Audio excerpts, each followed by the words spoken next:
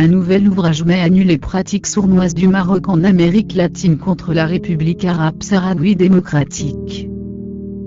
Mexico, un nouvel ouvrage collectif sur le Sahara occidental édité en juillet dernier par Fernando de Contreras, et qui contient un fond documentaire compromettant tiré des câbles diplomatiques marocains, a mis à nu les pratiques sournoises du Maroc visant à soudoyer des États et élites de l'Amérique latine afin de les amener à se soustraire de tout rapprochement de la République sahraoui.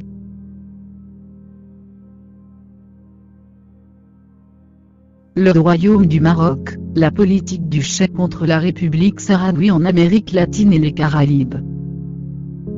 Intitulé Le Royaume du Maroc, la politique du chef contre la République sahraoui en Amérique latine et les Caraïbes, le livre traite tous les aspects politiques et juridiques du conflit au Sahara occidental. L'ouvrage met l'accent notamment sur la région de l'Amérique latine et des Caraïbes, où le Maroc affiche un activisme débridé, afin d'amener les gouvernements de la région à se soustraire de tout rapprochement, reconnaissance ou coopération avec la République arabe sahraoui démocratique ou le Front Polisario, en recourant à des pratiques plus que discutables.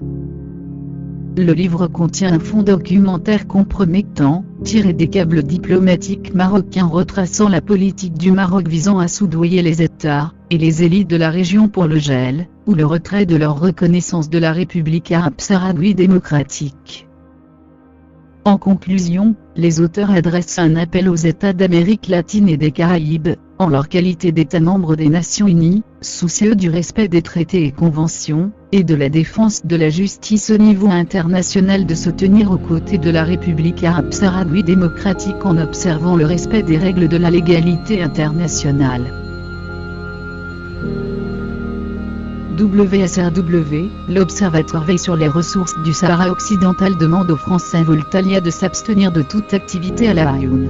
Bruxelles, l'Observatoire des ressources naturelles du Sahara occidental, Western Sahara Resources Watch, a demandé à l'entreprise française Voltalia, qui s'apprête à lancer cette année un projet de parc éolien à La Ayoun occupé, de s'abstenir de toute activité ou coopération avec le Maroc sur les territoires sahraouis occupés, indique une lettre de l'Observatoire publiée lundi. Dans sa missive à Voltalia, WSRW a souligné sa conviction qu'il n'est dans l'intérêt d'aucune entreprise de s'associer à la poursuite de l'occupation et de la colonisation, et au pillage des ressources. En conséquence, WSRW demande à Voltalia de limiter toute coopération avec le Maroc au territoire marocain proprement dit, et de s'abstenir de toute coopération avec le Royaume sur des terres sahraouis occupées, ou d'y entreprendre des activités du genre. L'Observatoire a demandé également à l'entreprise française de clarifier son évaluation du statut juridique du Maroc vis-à-vis du territoire du Sahara occidental, lui rappelant la condition sine qua non d'obtenir préalablement l'accord du Front Polisario, seul et unique organe internationalement reconnu en tant que représentant du peuple sahraoui, pour devenir un producteur indépendant d'électricité sur le territoire sahraoui. En effet, des médias marocains ont rapporté récemment que la société française Voltalia s'apprêtait à lancer cette année la construction d'un projet de parc éolien de 75 MW à La Ayoun, ville sahraouise sous occupation militaire du Maroc.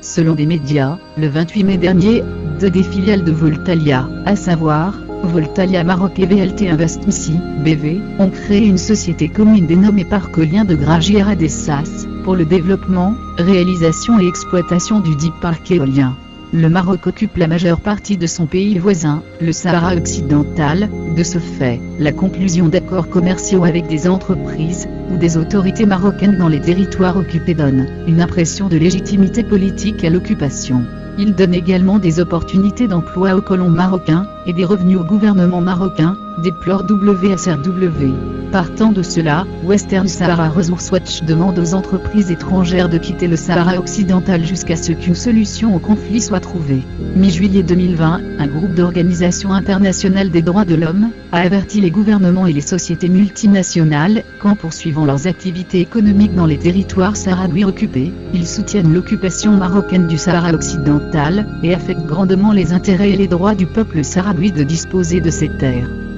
et ressources naturelles.